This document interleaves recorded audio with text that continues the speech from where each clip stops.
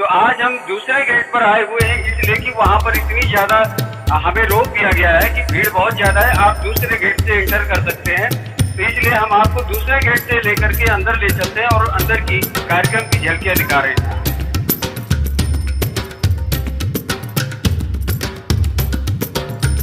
तो जैसा कि आप देख पा रहे होंगे, अब मैं आश्रम के अंदर आ गया हूँ और ये जो आप देख रहे हैं, जैसा कि पार्किंग में सेवादार ने बताया था कि बहुत सैकड़ों की संख्या में गाड़ियां आएंगी। स्वाभाविक सी बात है, हम कैमरामैन जब तक चाहेंगे कि यहाँ की पहले सर्वप्रथम जो आने वाली संगत है उसकी भीड़ को दिखाए कि यहाँ पर जो लाखों की संगत दिखाई दे रही है। हमें तो बहुत दूर दूर तक संगत के अलावा कोई और दिखता भी नहीं है कि संत रामपाल जी महाराज के अनुयायी की संख्या कितनी होगी। इतना अंदाजा लगाना हमारे लिए भी बहुत मुश्किल है, क्योंकि बहुत ज्यादा हमें अंदर आते ही आश्रम के भीड़ बहुत ज्यादा दिख रही है। यहाँ पर केवल संत रामपाल जी महाराज के अनुयायी चारों तरफ नजर आ रहे हैं। दर्शकों, वाकई ये देखने का नजारा है। आपको पहली बार देखने को मिल रहा होगा कि किसी संत के कार्यक्रम में और फर्स्ट डे 3 दिन का अनवरत कार्यक्रम चलेगा, जिसमें कि फर्स्ट डे इतनी संगत आई हुई है, अभी आने लग रही है जैसे कि सूचना मिली है। सर, आप जानना चाहेंगे आज ही भीड़ रहेगी या तीनों दिन ऐसे ही भीड़ रहेगी? कबीर साहिब का ये प्रकट दिवस 12 जून से 13 जून 14 जून लगातार 3 दिन चलेगा। 14 जून को कबीर जी जो थे उनका प्रकट दिवस का आयोजन किया गया है। दूर दूर से संगत यहाँ पर आ रही है। ये आश्रम शामली है। इसी तरीके से उत्तर प्रदेश में और भी तमाम पूरे भारतवर्ष में आश्रम है जहाँ पे आज प्रकट दिवस पूरे भारतवर्ष में मनाया जा रहा है। इस प्रकट दिवस के अवसर पर जो भगत की भीड़ यहाँ पे दिखाई दे रही है, ये हर प्रकट दिवस में हर बार यहाँ पे जब भी सत्संग होता है आती है। सर, इसका मतलब है उत्तर प्रदेश में ही ऐसे ही और भी आश्रम है जहाँ पर कबीर साहब का प्रकट दिवस समारोह मनाया जा रहा है। शामली आश्रम जो कि यहाँ पे है, ऐसे ही रोहतक में, मुंडका में और कुरुक्षेत्र में, भिवानी में, इस प्रकार से बहुत सारे आश्रम हैं जहाँ पे प्रकट दिवस पूरे भारतवर्ष में आयोजित किया जा रहा है। और हर जगह आपको ऐसी ही संगत इससे ज्यादा ही मिलेगी, कम नहीं मिलेगी। बहुत ही पहुंचती हुई भीड़ आपको नजर आएगी।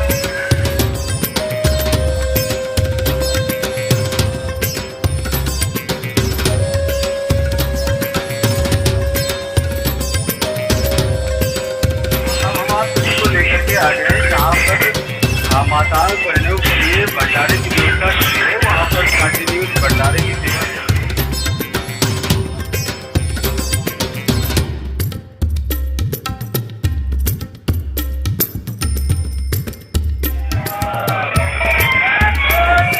आप सभी को दर्शकों देखने को यार सफाई का देख लीजिए।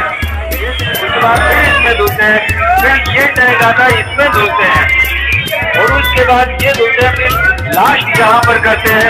इतनी साफ सफाई का दर्शकों ध्यान दिया जा रहा है। आप समझ सकते हैं कि संत रामपाल जी महाराज के आश्रम में साफ सफाई को लेकर के शायद पहली बार हमें देखने को मिला है कि इतनी सफाई का ध्यान।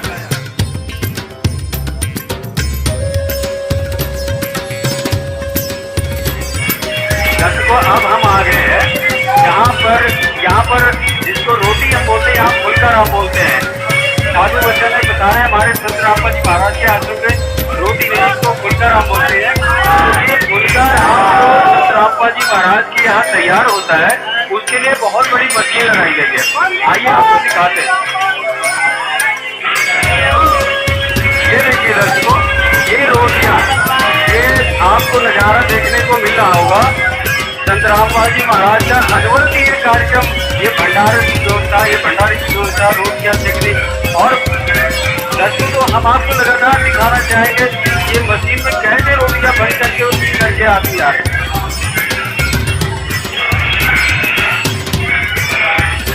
विशाल जी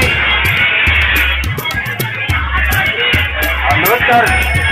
नमस्कार सर, ये बताइए ये जो बाटी में रखा हुआ इधर रोटियाँ दिख रही है और इसमें से ये क्या दिख रहा है?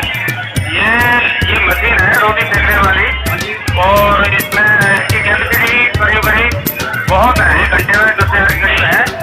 और ये घी है, इसमें ऐसा सिस्टम अपने आप घी अपने आप लग के खुल सकता है। बहुत सारी ये बहुत बड़ी बात है अपने आप में। आप देख रहे हैं कि अभी आपने बताया कि इस मशीन के माध्यम से 10,000 रोटी 1 घंटे में तैयार होती है, जिसमें देसी घी अपने आप यहाँ पर देख रहे होंगे लगातार ये धार गिर रही होती है घी की। ये देखिए इतनी सुंदर व्यवस्था दर्शकों शायद आपको कहीं देखने को नहीं मिलेगी, जो आज हम आपको शामली आश्रम सतलोक आश्रम संत रामपाल जी महाराज के सानिध्य में कबीर साहेब प्रकट दिवस समारोह के कार्यक्रम को हम दिखा पा रहे हैं, इसकी झलकियां आपको दिखा पा रहे हैं। इतनी सुंदर व्यवस्था और इतने प्यार से यहाँ पर सेवा करते जो श्रद्धालु जन है, जो सेवादार है, आपको देखने को मिल रहा होगा कि इसका भाव कैसा है। ये देखिए देसी घी डाला जा रहा है बाल्टी से, ये देसी घी है जो बाल्टी से डाला जा रहा है और इस कैंटर में भरा जा रहा है, जो लगातार यहाँ देसी घी चल रहा है। ये देखिए चमकती हुई घी से चमकती हुई ये रोटियां आपको दिख रही होगी दर्शकों। कितनी सुंदर व्यवस्था है। यहाँ पर बूंदी प्रसाद का यहाँ पर भंडारण किया हुआ है।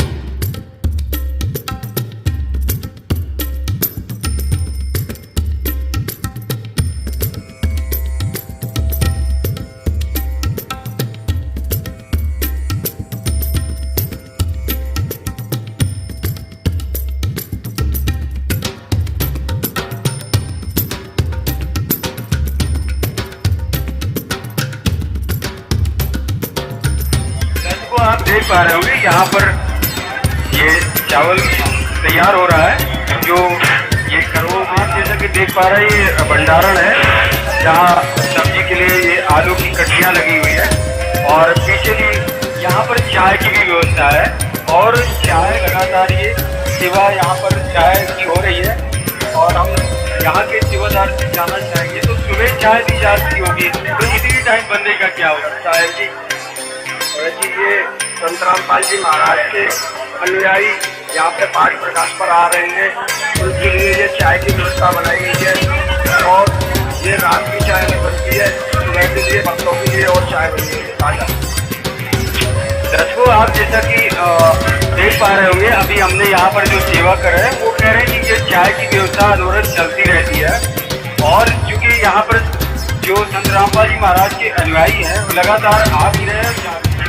अब आइए दर्शकों हम आपको आगे लेकर के चलते हैं, आगे की झलकियाँ दिखा रहे हैं। आप जी का नाम क्या है? संजय दास। संजय दास जी, आपसे हम जानना चाहेंगे कि आप भंडारे की व्यवस्था को देख रहे हैं, तो यहाँ पर जो भंडारा ये आने वाले श्रद्धालु भंडारा करें, तो ये दिन की व्यवस्था है या अनवरत चली है 24 घंटे?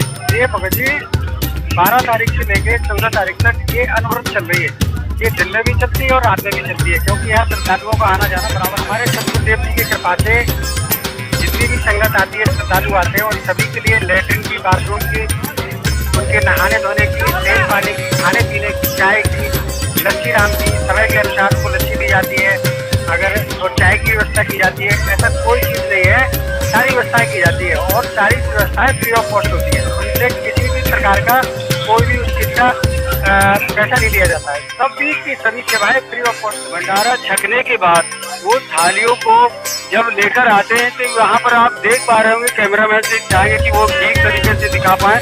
यहाँ पर सेवादार लगे हुए हैं, उनसे थालियाँ ये देखिए कितना प्यार है आपस में और कितने नए तरीके से जो एक समाज को मैसेज दे रहा है ये कार्यक्रम कि हमें ऐसे भाव से रहना है, ऐसे सेवा करना है। दर्शकों आपको पहली बार आपको देखने को मिला होगा कि ऐसे थालियों को कलेक्ट करके ये देखिए ये सेवा की जा रही है, अनवरत सेवा।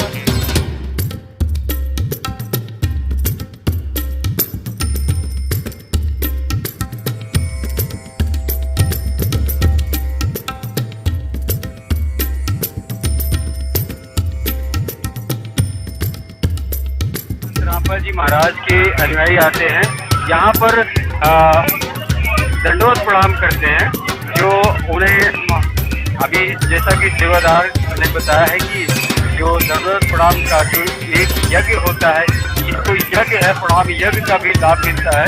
तो ये संत रामपाल जी महाराज के सानिध्य में जो कार्यक्रम कबीर साहब प्रकट दिवस मनाया जा रहा है, ये सारी तैयारियां और ये झलकियां जो सेवाएं चल रही, वो आपको हम जैसा कि दिखा पा रहे हैं, आप देख पा रहे होंगे कि कितनी यहाँ पर अच्छी तरीके से जो मैनेज किया जा रहा है। यहाँ पर सेवादार भी लगे हुए, भीड़ भी इतनी संख्या होने के बाद भी कोई भी भीड़ यहाँ पर प्रभावित नहीं कर रही है, लगातार यहाँ पर सेवा जारी है।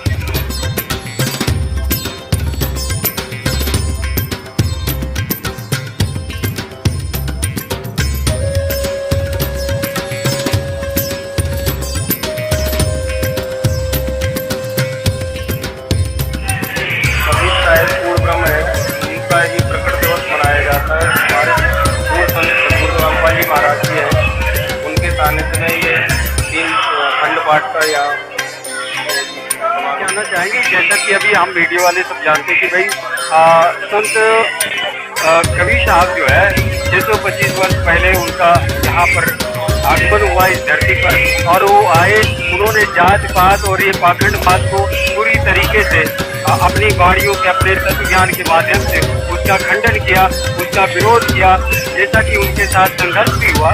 और आज जो संत रामपाल जी महाराज के सानिध्य में ये कबीर साहब प्रकट दिवस मना रहा है, जबकि कबीर साहब के जाने के बाद कबीर जयंती मनाई जा रही होती है सभी स्कूलों में, सभी और भी अन्य संस्थानों में, लेकिन यहाँ पर पहली बार हमें कबीर प्रकट दिवस मनाया जा रहा है। ये जो प्रकट दिवस है, इसमें हम आपसे जानना चाहेंगे कि इस पर थोड़ा सा प्रकाश डालिए कि प्रकट दिवस और जयंती में डिफरेंट होता है, मुझे डिफरेंस को डिफाइन करें सर। देखिए, मैं आपको बताना चाहूँगा, जगत गुरु सप्तऋषि संत रामपाल जी महाराज एकमात्र ऐसे संत हैं जो सभी धर्म ग्रंथों के प्रमाणित ज्ञान दे रहे हैं, और उन्होंने प्रोजेक्टर पर वेदों को पढ़ाकर यह दिखाया है कि कबीर परमेश्वर जो है वो माँ के गर्भ से जन्म नहीं लेते, इसलिए हम उनकी जयंती नहीं मनाते हैं। वो तय शरीर आए थे, तय शरीर चले गए थे। आज जो यहाँ पर आयोजन हो रहा है वो उनका 625वां प्रकट दिवस है कबीर परमेश्वर का, और वो अजर अमर है कबीर परमात्मा, इसलिए उनको प्रकट दिवस जो है इसलिए मनाया जाता है। और इस संत रामपाल जी महाराज के सानिध्य में सारा आयोजन हो रहा है।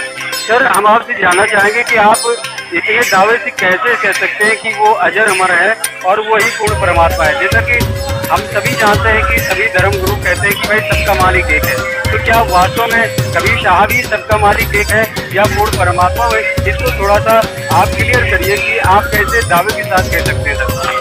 दावे के साथ इसलिए कही जा सकती है जी, जगत गुरु सप्तऋषि संत रामपाल जी महाराज ने ऐसा ज्ञान दिया है, उस प्रमाण के साथ दिया है।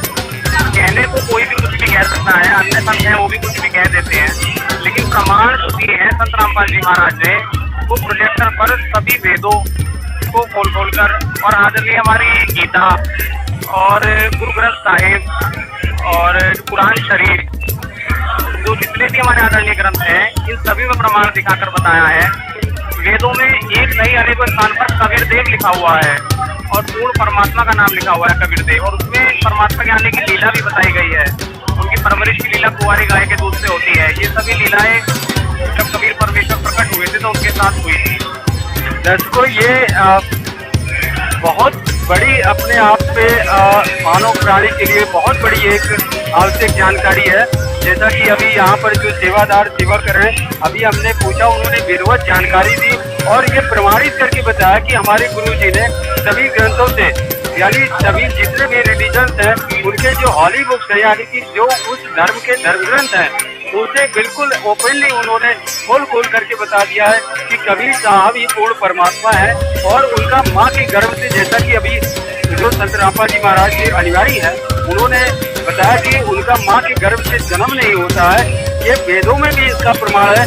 तो दर्शकों, हम समझ सकते हैं कि वाकई इसके पीछे बहुत बड़ा एक कोई राज है जो अभी तक मानव के लिए, मानव प्राणी के लिए रहस्य बना रहा। और जिन महान संत को हम एक संत मानते थे, वो आज पूर्ण परमात्मा के रूप में यहाँ पर जो प्रकट दिवस। दर्शकों, बाकी के शेष कार्यक्रम के जो अभी 13 और 14 जून के कार्यक्रम बाकी हैं, जिसमें रक्तदान शिविर का भी आयोजन किया गया है, और भी बहुत सारी चीज़ें कार्यक्रम को लेकर के इसमें जो तैयारियां हैं और जो व्यवस्थाएं हम आपको नहीं दिखा पाए हैं, और वो हम आपको 13-14 जून को पूरी तरीके से दिखाने का प्रयास करेंगे। तब तक के लिए दोस्तों नमस्कार।